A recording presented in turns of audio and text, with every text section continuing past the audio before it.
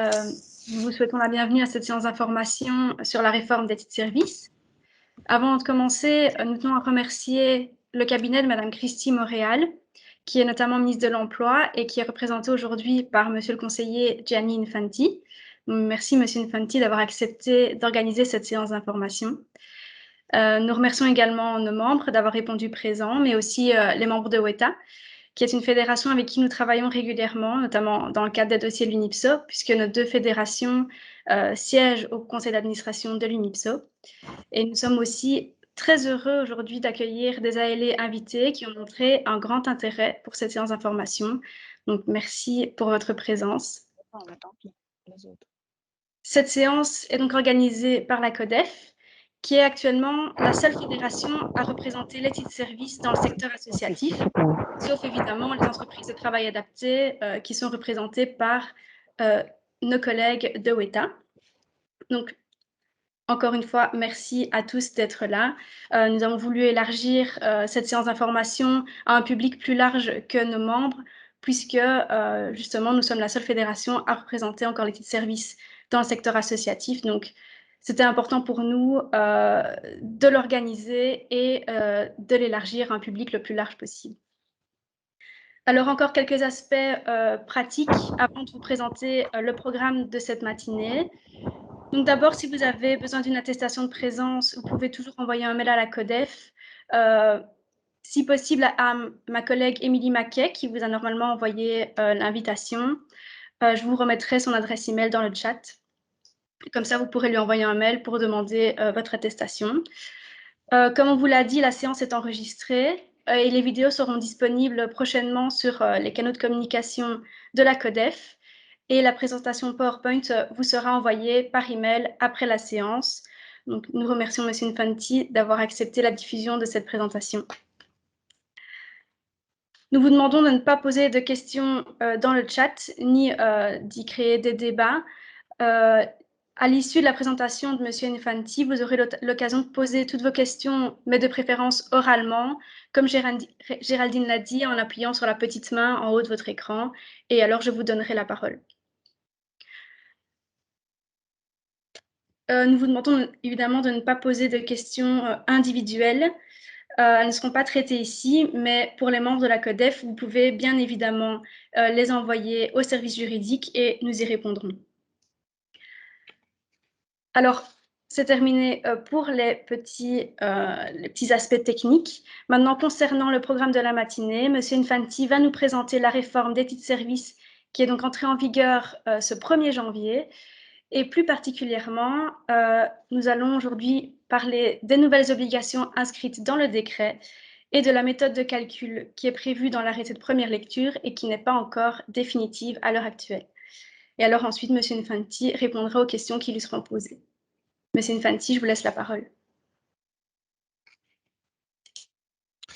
Parfait, merci beaucoup pour cette invitation, pour cette demande. Voilà, c'est toujours plus agréable de pouvoir directement s'adresser aux entreprises pour pouvoir expliquer le projet qui a été porté par Madame la Ministre. Et donc, voilà. Juste peut-être un petit correctif par rapport à ce que vous venez de dire. Je préférerais qu'à un moment donné, la séance soit coupée en deux, c'est-à-dire qu'il y a principalement deux nouvelles obligations. Et à l'issue de chacune des obligations, je pense qu'il serait bien d'arrêter la présentation pour pouvoir poser des questions, pour ne pas par la suite mélanger ce qui relève des obligations liées au temps de formation par rapport à celles qui relèvent au temps hebdomadaire de temps de travail. Donc voilà, c'est ainsi que j'ai procédé avec les autres parce que c'est beaucoup plus simple. Au moins, nous clôturons un sujet parmi les deux plus grandes obligations qui sont prévues au sein du décret. Voilà, je vais vous passer le PowerPoint.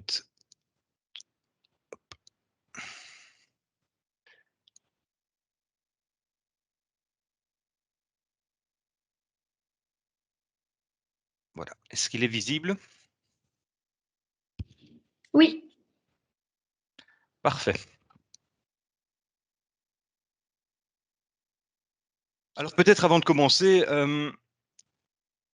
j'avais envie de procéder à un rétroacte du parcours législatif relatif au passage d'un tel décret et aux arrêtés, parce qu'on arrive un peu ici, Je comprends parfois la frustration de certaines entreprises de dire: «Voilà, nous arrivons un peu tard avec ces obligations, l'arrêté n'est toujours pas passé, c'est un peu compliqué pour nous de nous y retrouver». J'avais envie de retracer avec vous un petit peu quel était le parcours législatif parce qu'on a l'impression qu'on s'y est pris au dernier moment. Mais voilà, nous sommes, dépendants de certains avis qui nous sont remis et donc c'est la raison pour laquelle nous arrivons si tard. C'est la raison pour laquelle le décret a été voté seulement en décembre, en fin de l'année passée donc et que les obligations prennent cours seulement au 1er janvier ici. Et ce sera aussi la raison pour laquelle, sur certains aspects, je ne pourrai malheureusement pas vous donner une réponse définitive étant donné que, les arrêtés ne sont pas encore, adoptés. Mais je vous expliquerai tout ça par la suite. Voilà, juste pour vous montrer un petit peu quel est le parcours d'un décret, juste pour vous signaler dans un premier temps que, dès le départ, donc c'est-à-dire que nous sommes en octobre 2020, le texte est prêt depuis octobre 2020, donc rien n'a changé, quasi 90 de ce qui avait été écrit en octobre 2020 se retrouve à l'heure actuelle dans le décret qui a été voté au parlement. Mais il y a un long parcours législatif, ça prend le temps. Il y a l'inspection des finances, comme vous le voyez, il y a un premier passage au gouvernement, il y a l'avis du conseil économique, il y a l'avis du forum. Enfin voilà, ça prend vraiment beaucoup de temps, donc concrètement, ça a pris plus d'un an pour faire passer le décret titre-service. Donc ça fait plus d'un an que nous sommes en train de travailler dessus et nous essayons de l'améliorer et de le finaliser. Alors, qu'est-ce que cela change pour vous? Alors je vous ai repris les définitions, je vous ai repris les définitions concrètes d'un décret et d'un arrêté. Pour faire cela de façon résumée, je dirais que le décret tout simplement précise ici, quelles sont les obligations et dans l'arrêté, on précise exactement les modalités d'application des obligations qui se trouvent dans le décret. Donc ce que le décret vient de faire ici, en ayant été voté, c'est qu'il vient d'introduire de nouvelles obligations et les méthodes de calcul seront précisées au sein de l'arrêté. Alors, comme je vous l'ai dit, il y a, différentes nouveautés dans ce décret. Toutes ces obligations Parmi ces nouveautés se trouvent de nouvelles obligations. Je vous les détaillerai, bien précisément, mais pour les résumer dans un premier temps, mais je pense elles sont connues. Donc c'est une moyenne hebdomadaire, donc une obligation de moyenne hebdomadaire de travail, de minimum 19 heures pour l'ensemble des travailleuses engagées dans les liens d'un contrat de travail titre-service. Je précise bien, c'est parfois mal compris. Ce n'est pas donc un minimum de 19 heures par travailleuse. Donc nous sommes bien ici dans le cadre d'une moyenne au sein de l'entreprise. Donc c'est au sein de l'entreprise que ces 19 heures en moyenne doivent être, prestées. 2e point, concerne les heures de formation. Donc là, ici, nous sommes bien dans un cadre individuel. Donc autant où l'obligation relative au travail minimum fait référence à une moyenne au sein de l'entreprise, autant les heures de formation sont individuelles. Et donc ici, nous sommes sur base de 9 heures de formation minimum par équivalent, par contrat à temps plein. Donc, nous verrons la méthode de calcul qui devrait être appliquée normalement. Mais enfin, voilà, je mettrai à chaque fois, et je vous le répéterai, euh, certaines réserves parce que voilà, les arrêtés ne sont pas encore votés. Enfin, une convention entre l'entreprise agréée et l'utilisateur qui devra absolument être constatée par écrit. Ce n'était pas le cas par le, par le passé et elle devra prévoir une liste de mentions minimales. Nous les détaillerons ensemble et nous les verrons ensemble par la suite. La Witherfield, mais dans ces eaux-là. Alors, parmi les nouveautés aussi, il y a une nouvelle protection pour les travailleurs, c'est-à-dire qu'à présent, il sera possible d'interdire à un utilisateur qui a adopté un comportement incompatible avec le bien-être et la sécurité d'un travailleur d'acheter ou d'utiliser des titres-services pendant une durée d'un an et voire 5 ans en cas de récidive. Je vous expliquerai exactement la procédure, mais c'est vraiment ici, le but était de protéger les travailleuses, car on s'est rendu compte, il y a eu pas mal de cas où certains utilisateurs avaient des comportements malveillants. Ben, l'entreprise, en toute logique, ne souhaitait plus collaborer, ne souhaitait plus avoir un contrat avec cet utilisateur, mais l'utilisateur changeait systématiquement de société titre-service et donc on reportait systématiquement le problème sur une nouvelle travailleuse. Et donc voilà, nous avons enfin la possibilité d'exclure des utilisateurs. Alors, je vais commencer donc par l'obligation liée au temps de travail hebdomadaire. À l'issue de ce point, comme je l'ai dit en introduction, je vous propose de passer directement aux questions une fois que j'aurai tout expliqué. N'hésitez pas, voilà, vraiment le but est de vous faire comprendre quelle est la volonté du cabinet derrière ces obligations et la manière de calculer ce temps de travail hebdomadaire, même si, et je le répéterai beaucoup de fois au cours de cette présentation, les choses ne sont pas encore définitivement arrêtées. Alors, cette obligation concerne qui? Cette obligation concerne les travailleuses occupées dans une unité d'établissement située en région wallonne. Alors, j'imagine que pour vous, ça ne posera pas problème, mais pour d'autres entreprises, et notamment chez Federgon, il y a parfois des travailleuses qui sont occupées dans des unités d'établissement en Flandre ou à Bruxelles. Donc ici, nous sommes bien uniquement sur les travailleuses qui sont occupées dans une unité d'établissement située en région wallonne. Quel est l'objectif? Donc, c'est de permettre aux travailleuses de bénéficier d'un meilleur contrat de travail en limitant le recours à des avenants à durée déterminée. Pourquoi cela? Tout simplement parce que on le sait que qui dit temps partiel dit moindre perspective d'évolution salariale, dit moindre sécurité d'emploi et dit une exposition accrue à la pauvreté. Donc l'objectif est vraiment d'essayer de tirer les contrats vers le haut en termes d'heures pour les travailleuses.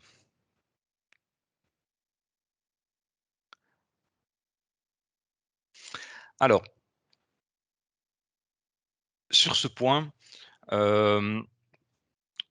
bien que le calcul sera, comme je vous l'ai dit, précisé dans l'arrêté, ici, il s'agit vraiment d'une volonté du gouvernement wallon et donc je peux déjà ne pas mettre de guillemets sur cet aspect-là dans le calcul lié à l'obligation du temps de travail. On ne tiendra pas compte des heures complémentaires. Donc concrètement, tout ce qui est avenant ne sera pas, ne sera pas pris en compte. Donc ça, c'est vraiment une volonté. On voyait que beaucoup d'entreprises fonctionnaient avec des avenants. Nous avons vraiment voulu souhaiter que c'est le contrat de travail qui soit amélioré et pas le temps de travail en tant que tel. Parce que voilà, trop de flexibilité parfois pour les travailleuses n'était vraiment pas une bonne chose. Et on l'a vu surtout dans cette crise du Covid où voilà, en cas de chômage temporaire, ça a eu parfois des conséquences très négatives pour le salaire poche des travailleuses. Donc voilà, le but vraiment ici est d'essayer d'augmenter le temps de travail contractuel. Et donc, le calcul du temps de travail ne se basera que sur les heures conventionnelles, c'est-à-dire celles qui sont liées au contrat. Donc, il ne vous sera pas demandé de faire un calcul sur base de toutes les heures qui ont été prestées par vos travailleuses. Ce n'est pas ça qu'on demande, c'est uniquement celles qui sont dans leur contrat. Donc, on tiendra pas compte des heures complémentaires et on ne tiendra pas compte des heures de suspension, donc ce qui n'a pas été presté. Les avenants à durée indéterminée, quant à eux, seront pris en compte dans le calcul. Donc tout ce qui est avenant à durée déterminée ne sera pas pris en compte. Les avenants à durée indéterminée, étant donné qu'ils ont valeur contractuelle, seront pris en compte dans le calcul.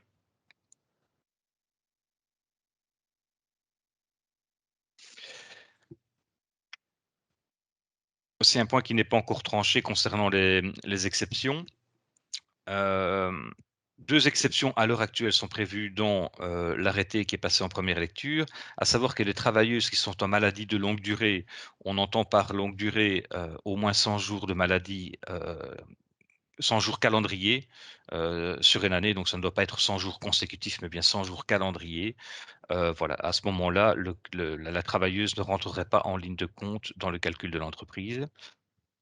Deuxième exception, et ça, c'est certain que cela se fera, c'est-à-dire le 1er trimestre de cette année ne sera pas pris en compte. Il pourra l'être pour les entreprises qui respectent bien les 19 heures, mais si vous veniez à constater qu'en moyenne, vous n'êtes pas à 19 heures sur ce trimestre ne comptera pas. Je vous ferai un calcul avec vous, vous verrez exactement la manière dont cela va se passer. Alors concrètement, comment va se passer le contrôle? La charge de preuve revient à l'entreprise. Donc c'est l'entreprise qui, chaque année, sera chargée d'envoyer au SPW R l'envoi d'un tableau reprenant la durée moyenne par travailleur. Alors, que comprendra ce relevé? Eh bien, la liste de l'ensemble des travailleurs. Donc, ce sera un tableau Excel. Je dirais un tableau Excel avec l'ensemble des noms des travailleurs, les codes NIS et le nombre d'heures contractuelles par trimestre de l'année. Et donc, sur les 4 trimestres seront renseignés au sein de ce tableau. Le fait que nous demandons le code NIS, ce qui justement a posé un peu problème au niveau de l'arrêté. La volonté au départ forcément était que le décret et les arrêtés soient votés tous les 2 en décembre, de sorte que, arrivé au 1er janvier 2022, les obligations soient d'application et les entreprises soient conscientes et soient bien au courant de la manière dont on calcule les nouvelles obligations. Le problème est que l'autorité de protection des données, donc organe fédéral que l'on doit consulter lorsque l'on met des données à caractère personnel et notamment le code NIS, n'a pas voulu nous remettre un avis tant que le décret n'était pas passé. Et c'est la raison pour laquelle, voilà, malgré que les arrêtés soient prêts et pouvaient être d'application, ben, nous sommes obligés d'attendre l'avis de l'autorité de protection des données, avis qui nous arrivera au mi-février. Et donc voilà, donc ça prendra encore un petit peu de temps pour avoir la version définitive des arrêtés, mais voilà, nous sommes tenus à voir les avis de chacun des organes avant de faire passer de nouveaux décrets, de nouveaux arrêtés. Et donc voilà, nous sommes un peu freinés dans notre ici, et je suis vraiment désolé à ce sujet. Alors, ce que l'on va faire, c'est que chaque trimestre, vous allez donc par travailleur indiquer le temps de travail hebdomadaire. Alors, je ne vous cache pas que certaines entreprises nous ont dit: «Ouais, c'est quand même c'est quand même un travail assez conséquent en termes administratifs, ce n'est pas évident». J'ai toujours été parfois un peu surpris par cette remarque.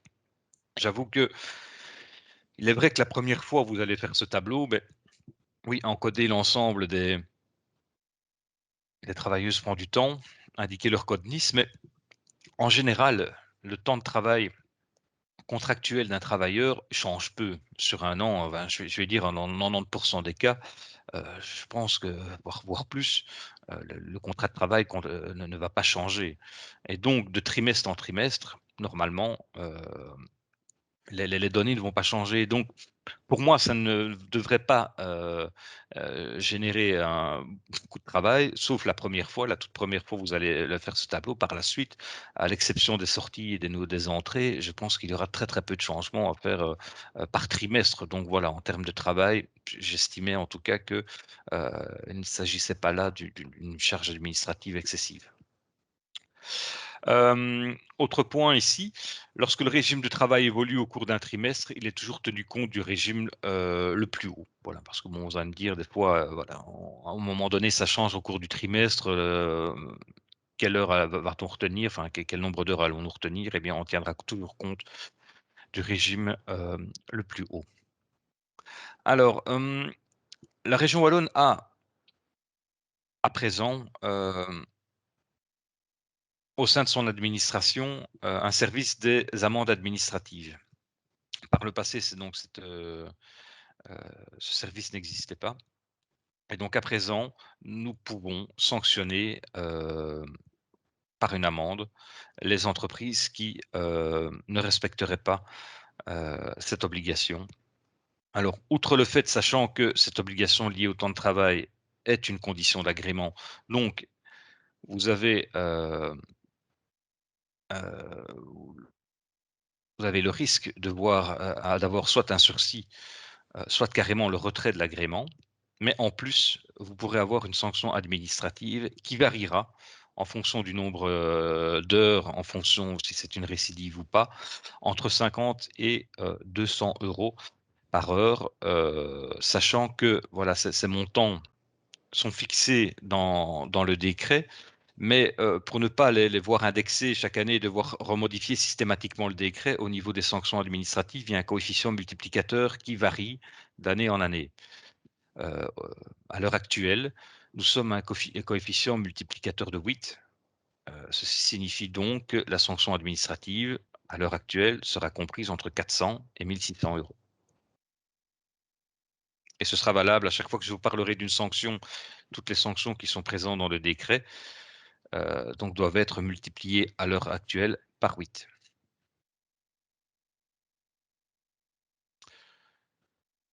Prenons un exemple qui sera, je le pense, beaucoup plus parlant que tout ce que je viens de dire pour, à l'heure actuelle. J'ai pris l'exemple de 4 travailleuses, donc mesdames Dupont, Durand, Dubois et Petit. Donc vous le voyez, premier trimestre, contractuellement, madame Dupont a 23 heures prévues dans son contrat, madame Durand 15, madame Dubois 22. Eh bien, je fais la moyenne des 3 heures. Pour le premier trimestre, j'obtiens une moyenne de 20 heures.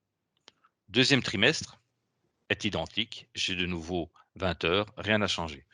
Troisième trimestre, je constate que madame Dubois a souhaité diminuer ses heures de contrat, où l'entreprise l'a décidé, elle est passée à 19 heures. La moyenne se fait sur le troisième trimestre, la moyenne change, étant donné que les heures de madame Dubois ont diminué. Pour le troisième trimestre, mon entreprise a une moyenne de 19 heures. Quatrième trimestre, une nouvelle travailleuse est engagée. Il s'agit de madame Petit qui vient prester 25 heures contractuellement. Eh bien, la moyenne est calculée sur le quatrième trimestre. J'additionne toutes les heures des 4 travailleuses et je le divise par 4 cette fois. J'arrive à un total de 20,5. La moyenne, lorsque l'on parle d'un minimum de 19 heures, la moyenne est l'addition des 4 trimestres divisé par 4. Donc la moyenne de chaque trimestre. Donc vous voyez donc j'ai additionné 20, 20, 19 et 20,5. J'ai divisé par 4. J'arrive à 19,88. C'est ce montant qui doit être, c'est cette valeur qui doit être supérieure à 19 heures pour pouvoir respecter cette obligation. Voilà pour l'obligation liée au temps de travail. Je vérifie bien, mais je pense que le prochain slide est bien sur le temps de formation. Donc voilà, ce que je vous propose ici alors, c'est peut-être de passer aux questions. Si j'avais quelquefois que j'aurais été trop vite ou si vous aviez des questions par rapport à cela, je vous cède la parole.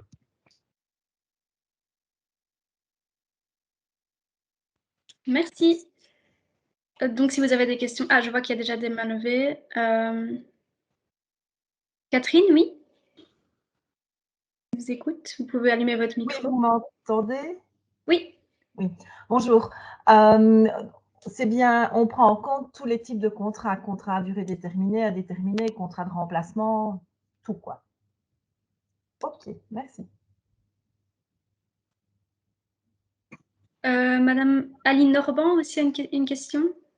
Oui, je voulais savoir, bonjour, en cas de mi-temps médical, je prends le QS avant mi-temps médical, la partie travaillée ou la partie sur la mutualité? Alors là, voilà une question qui doit encore être, c'est une question qui est revenue assez régulièrement, qui doit être encore traitée au niveau, au niveau de l'arrêté. Voilà, ça, je n'ai pas encore une décision définitive par rapport à cela. Ça doit encore être tranché à ce niveau-là. Ok, merci. Merci. Est-ce qu'il y a encore des questions? Vous pouvez lever la main. Non, je suppose que non.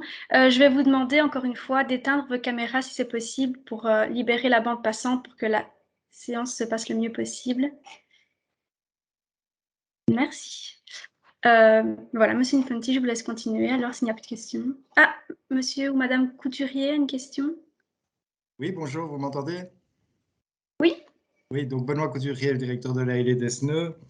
Ouais, donc j'ai bien tout saisi, je trouve ça très intéressant, effectivement, l'idée de protéger le travailleur. Je voudrais juste donner une information dont peu d'employeurs sont au courant, c'est la législation sur le chômage.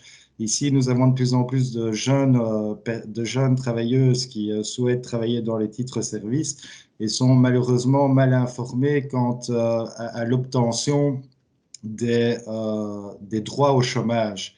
Donc, on sait par exemple qu'une jeune en dessous de 35 ans, si elle n'a pas un contrat d'au moins 24 heures, n'ouvrira jamais ses droits au chômage, peu importe le nombre d'années qu'elle passe. Je pense que c'est une information que le cabinet pourrait donner aux entreprises pour aiguiller ces travailleuses-là aussi, bien les renseigner.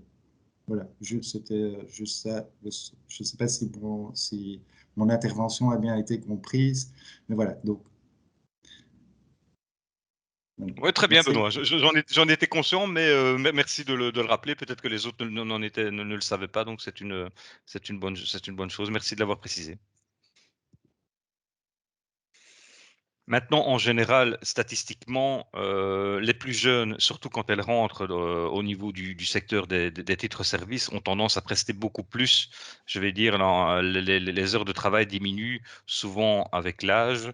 Et donc, en général, quand elles arrivent dans le secteur, elles prestent énormément d'heures et donc ouvrent directement l'accès au chômage parce qu'elles prestent plus que 24 heures. Mais c'est bien de le préciser.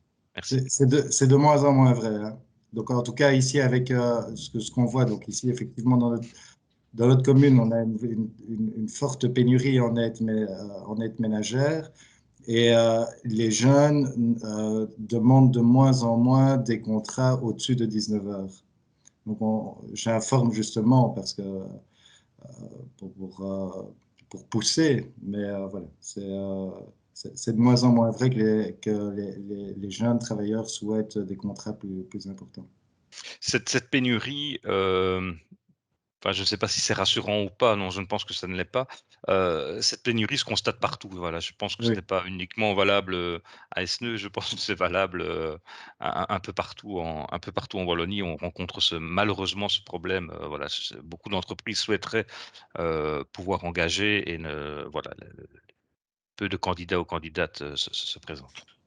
Merci.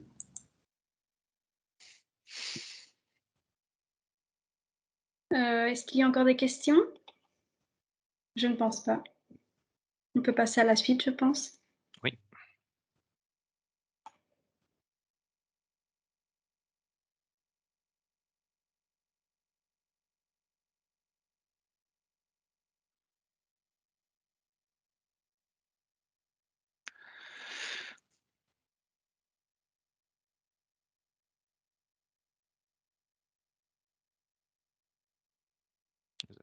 Au départ.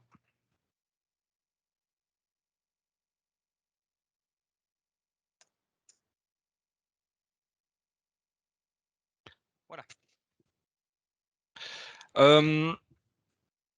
Nous passons à l'obligation liée au temps de formation. Donc, à partir de ce 1er janvier, les entreprises devront offrir au minimum 9 heures de formation à chaque travailleuse engagée à temps plein. Nous considérons qu'un temps plein s'entend par 38 heures de travail. Et donc, le nombre d'heures de formation sera fonction du régime de travail. Donc, concrètement, et pour faire simple ici, pour vous donner tout de suite un exemple, mais une travailleuse qui est à mi-temps, c'est-à-dire qui effectuera 19 heures, aura droit à 9 heures de formation divisées par 2, c'est-à-dire 4h30. Pour ne pas jouer avec des demi-heures, nous arrondirons toujours à l'unité supérieure. Donc, dans ce cas-ci, une travailleuse qui a un contrat de travail de 19 heures aura droit à 5 heures de formation. De nouveau, comme tout à l'heure, si le régime de travail évoluait au cours de l'année, il sera toujours tenu compte du régime de travail le plus élevé. Concerne qui, identiquement, c'est identique à l'obligation liée au temps de travail, les travailleuses qui sont occupées dans une unité d'établissement située en région wallonne. Objectif, permettre de favoriser la mobilité professionnelle des travailleuses au sein et en dehors du secteur des titres-services et dans le but d'améliorer les conditions de travail. Alors, contrairement à ce qu'avait décidé le ministre Géolet de n'autoriser que des formations liées au secteur des titres-services, il sera à présent possible de dispenser des formations dans n'importe quel type de formation. Donc, ça ne doit pas systématiquement avoir un lien avec le métier d'aide ménagère. Comme on l'a dit, c'est aussi une possibilité qui est offerte à la travailleuse d'avoir une mobilité professionnelle. Donc, tout type de formation pourra être pris en compte. Il faudra juste respecter certaines conditions. Je vais vous le préciser ici. Donc, quelles sont les formations? Bon, comme tout à l'heure, hein, vous voyez toujours ces astérisques qui vous indiquent que rien n'est encore définitif, mais voilà, je pense qu'il y a un accord gouvernemental dessus, donc ça ne devrait pas poser problème. Les formations professionnelles qui permettent l'acquisition de compétences liées au titre de service, mais aussi les formations professionnelles qui favorisent la mobilité professionnelle. Alors, bien sûr, toutes les formations ne pourront pas être reconnues. Lesquelles seront reconnues? Pour l'instant, nous nous sommes arrêtés à celle-ci, mais la liste pourrait peut-être évoluer. Bien, pour autant qu'on rentre dans un des dispositifs de formation type fonds de formation de titre service, chèque formation, crédit adaptation, congé éducation payé. Enfin voilà, toutes ces formations pourront rentrer en ligne de compte au niveau de l'obligation liée au temps de formation. Alors, ça a l'air d'être un calcul savant, mais ça n'est pas du tout. J'ai repris exactement le même tableau que la fois précédente. Je regarde pour madame Dupont. Donc madame Dupont a presté 23 heures sur l'entièreté de l'année. Donc sa durée de référence sera de 23 heures. Je fais la proportion, c'est-à-dire quelle proportion? Bien, la proportion que représente 23 heures par rapport à un temps plein, c'est-à-dire de 38 heures. Donc 23 heures divisé par 38 me donne un coefficient de 0,605. Eh bien, je multiplie 23 par 0,605, j'arrondis à l'unité supérieure et j'obtiens 5. Exactement la même chose pour madame Durand, qui preste 15 heures. 15 heures divisé par 38, ça fait 0,395. Je multiplie 15 par 0,395, j'arrondis à l'unité supérieure. J'obtiens 4. Madame Dubois, quant à elle, a presté 22 heures les 2 premiers trimestres et 19 heures les 2 derniers trimestres. Comme dit précédemment, nous tenons compte de la durée de travail, enfin du temps contractuel le plus élevé. Donc dans ce cas-ci, la durée de référence de madame Dubois sera de 22 heures.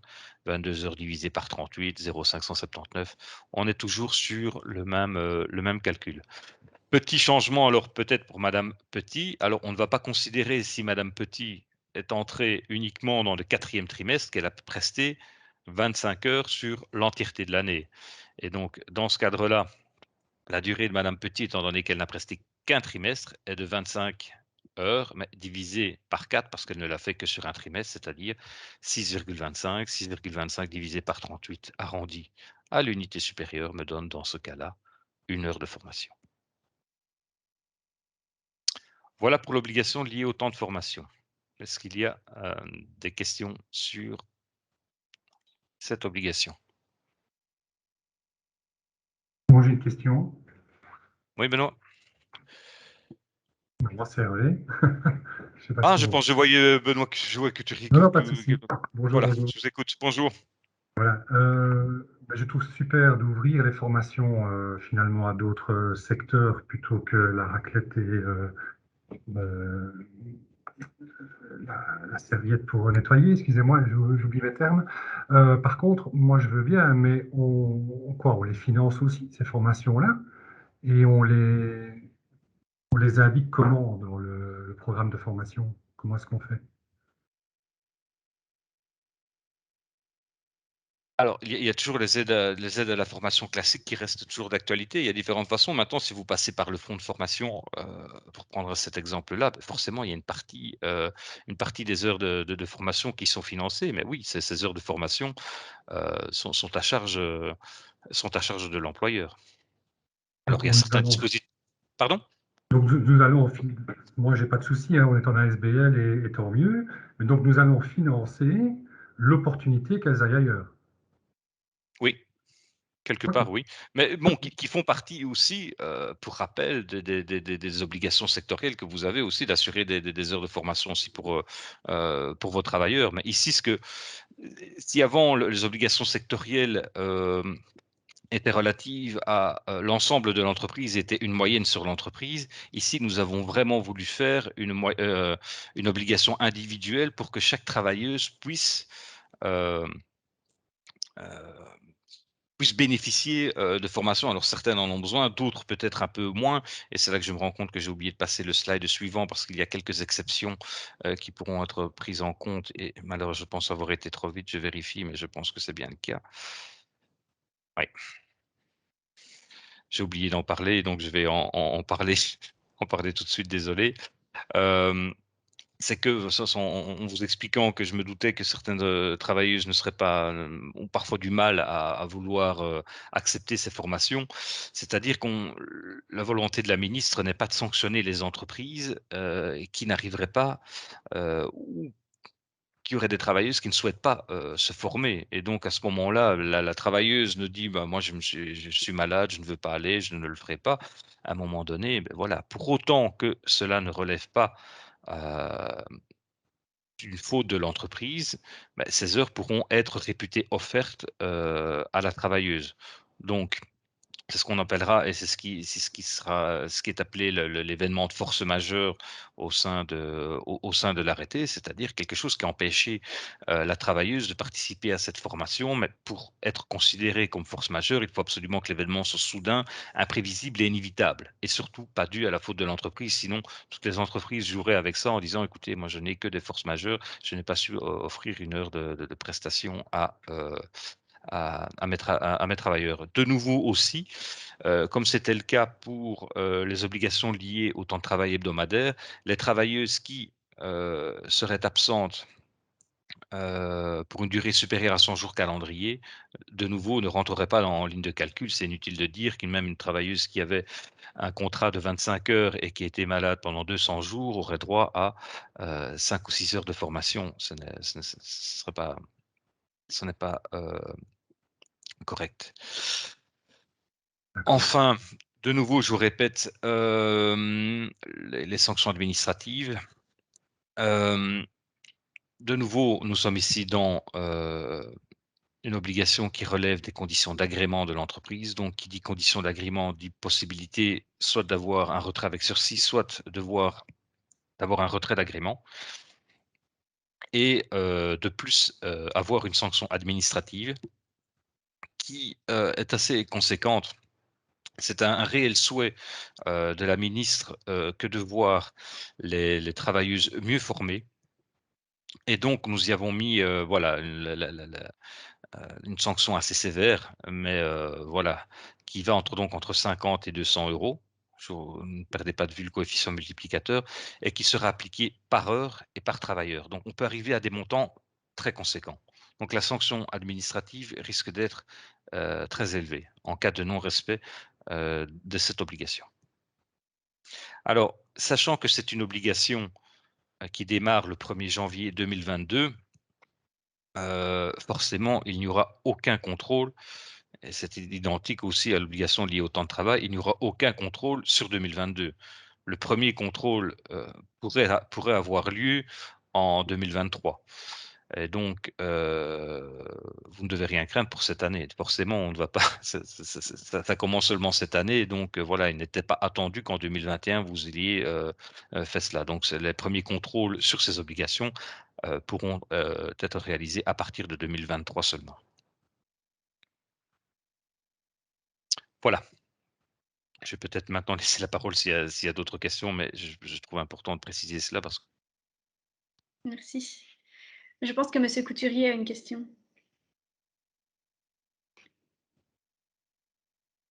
Ah, M. Couturier, on ne vous entend pas.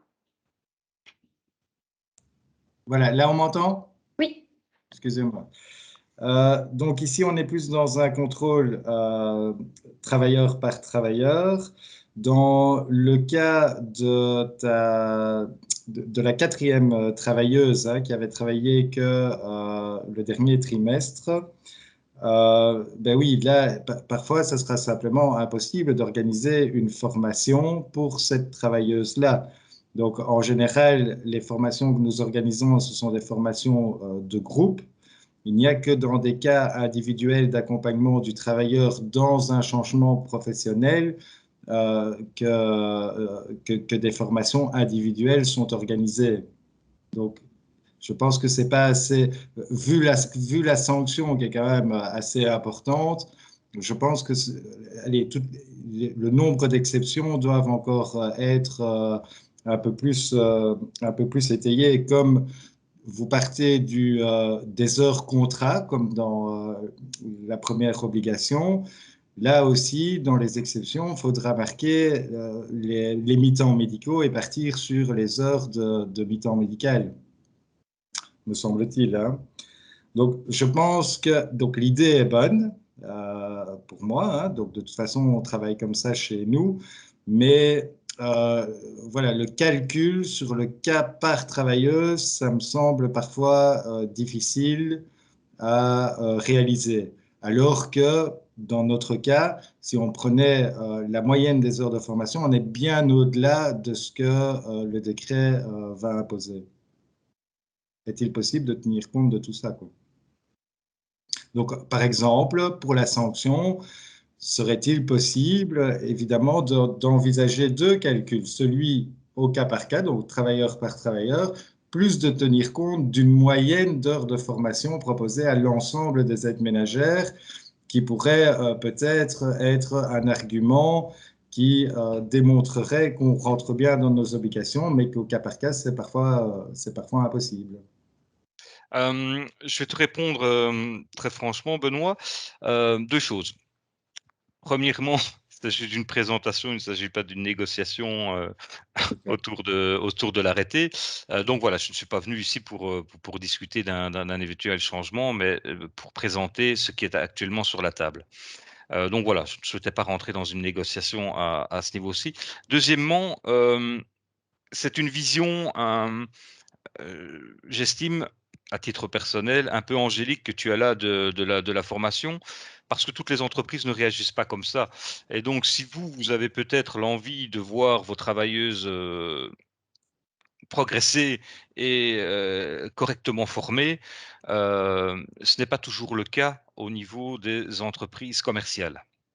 Et donc faire une moyenne sur l'ensemble des travailleuses, une moyenne de formation pour l'ensemble des travailleuses, revenait à donner énormément de temps de formation aux travailleuses nouvellement engagées et laisser et n'offrir aucune formation à celles qui ont déjà suffisamment d'expérience, et donc c'est-à-dire ne leur laisser aucune perspective d'avenir en termes de mobilité professionnelle, ou de ne pas leur donner suffisamment de formation pour les permettre, en termes d'ergonomie et autres, de pouvoir travailler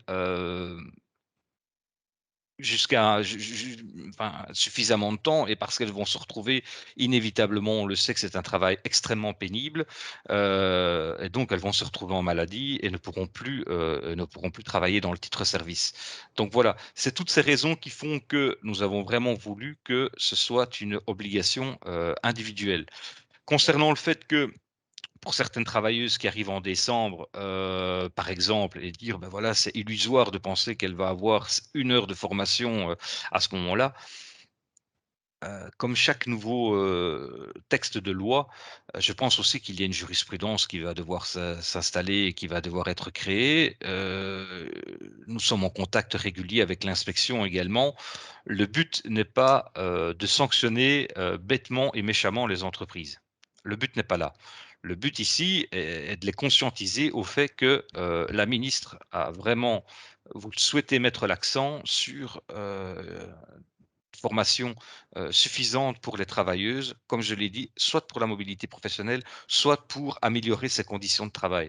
Donc le but n'est pas de sanctionner, c'est pas de toute manière, je vais dire, le titre service n'y gagne rien. Ces sanctions administratives ne rentrent pas dans le, entre guillemets, dans le pot titre service. Donc voilà, il n'y a aucun intérêt pour nous à sanctionner bêtement les entreprises. Je pense que c'est plus un moyen de contrainte je pense qu'est parfois beaucoup plus fort que le fait de montrer le doigt, en leur mettant une sanction administrative. Nous espérons vraiment que les entreprises vont être conscientes qu'elles doivent former leurs travailleuses. Merci. Catherine, vous avez une question? Oui. D'abord, j'avais un petit souci avec les arrondis. Parce que si je prends la travailleuse C, par exemple, qui est à 0,579, on dit qu'elle doit faire 5 heures de formation. On se trouve à 6 heures dans ce cas-là.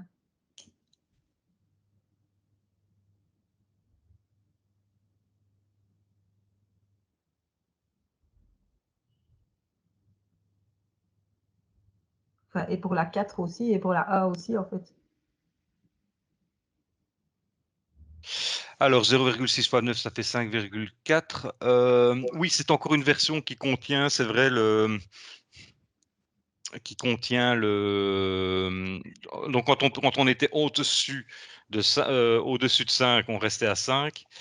Et quand on était au-dessus de 5,5, on passait à 6. On passait à 6. C'est juste, c'est encore une ancienne version. Merci de m'avoir fait la remarque. Oui, c'est juste.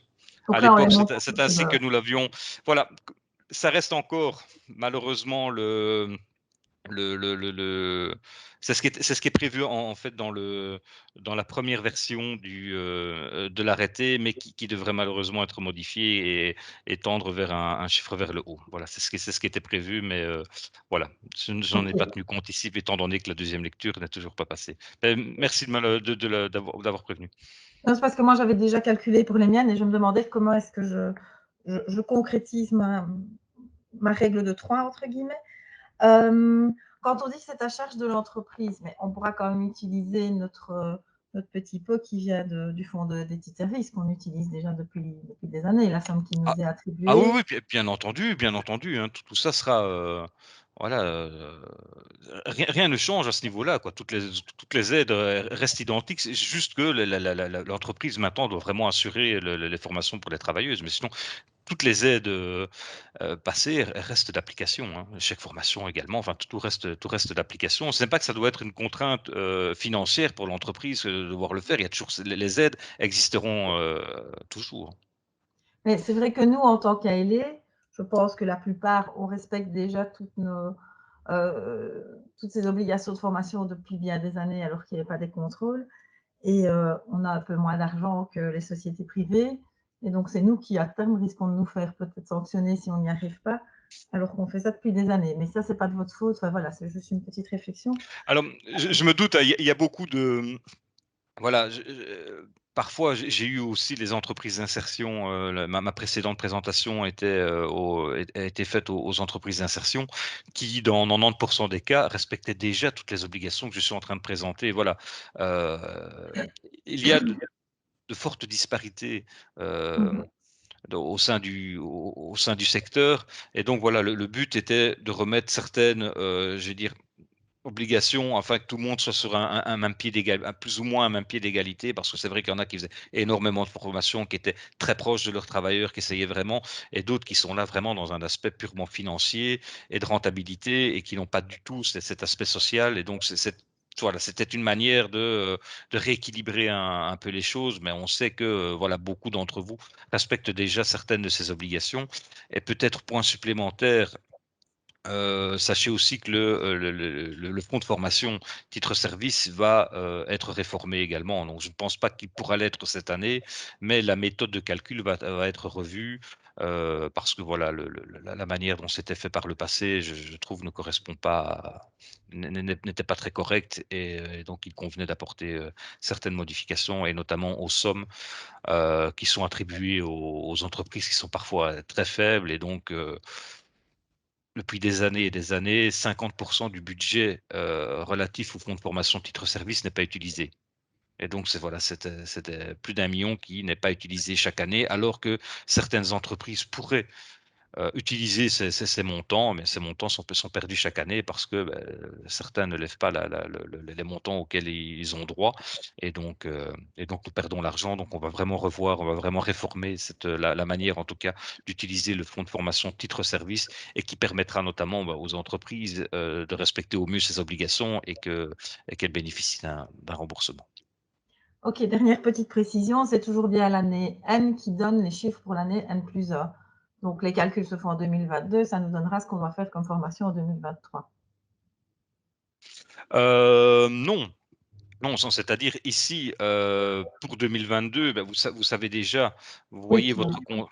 Donc pour 2022, les temps contractuels de 2022 engendrent des temps de formation pour 2022. Parce qu'on n'a pas encore les 4 trimestres de 2022. Oui, mais est-ce que vos contrats fluctuent énormément sur une année pour la travailleuse? Certains, oui, pas tous, pas la majorité, mais certains, oui, très fort. Sachant qu'on tient voilà. compte du plus élevé, voilà, c'est pour ça que j'ai pris l'exemple. Ça peut changer, mais voilà, oui, ce sera toujours ce sera toujours par rapport à l'année en cours. Oui, Donc parce que le contrat 2022 engendre des obligations en termes de temps de formation pour 2022. donc en fait, il faut que maintenant on se dise ah ben une telle elle a autant d'heures et qu'on commence les formations maintenant parce que il va nous falloir le temps de calculer et le temps de faire toutes ces formations et peut-être de rajouter parce qu'effectivement on fait beaucoup de formations de groupe et peut-être que pour Madame A il va falloir lui rajouter une formation en plus parce qu'elle a besoin de plus d'heures et tout, donc il faut vraiment qu'on Oui, démarre ça tout de suite, quoi. oui, oui, oui, Ok, ça va, merci. je vous en prie. Encore une question de Madame de Meulenard. Oui, bonjour. J'ai une petite question parce que nous sommes en fait une entreprise de travail adapté. Et donc, nous faisons travailler des personnes avec un handicap. Et dans toutes les formations, en fait, c'est pas toujours adapté pour eux. Et donc, on se posait la question, est-ce qu'une formation en interne peut aussi compter en fait au niveau, à ce niveau-là? Dans votre cas, j'avoue ne pas y avoir pensé. Voilà, j'en tiendrai compte. Voilà, c'est l'occasion justement, c'est une bonne remarque. Je regarderai comment pouvoir en tenir compte. À l'heure actuelle, ce n'était pas prévu. Oui, parce que si on peut tenir compte de formations internes qui sont quand même beaucoup plus adaptées que de les envoyer à une formation, je dirais, externe qui finalement, voilà, les personnes travaillent d'une autre manière, travaillent de manière plus rapide, probablement avec d'autres moyens, avec d'autres. On a aussi des planches adaptées, enfin, on a aussi des choses adaptées pour eux, quoi. Dans le cadre de formation interne, si vous faites valider agréer cette formation au sein du fonds de formation, vous pouvez le faire, quoi Ouais, qu'il ouais. arrive. Voilà, si la commission d'agrément des fonds de formation titre service agrée votre formation, vous pouvez le